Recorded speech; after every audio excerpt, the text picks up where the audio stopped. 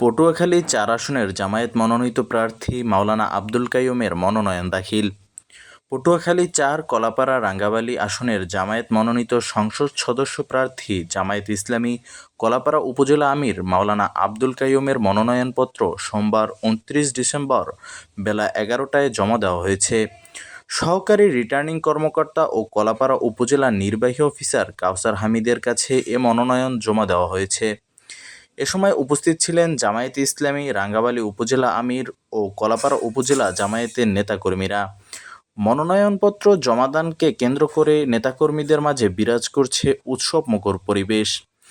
এর আগে দলীয় কার্যালয়ে এ উপলক্ষে কলাপাড়া উপজেলা আমির মাওলানা আবদুল কাইয়ুমের উপস্থিতিতে বিপুল সংখ্যক নেতাকর্মীর অংশগ্রহণে এক বিশেষ দোয়া মোনাজাত অনুষ্ঠিত হয়। Ahsanullah, news desk.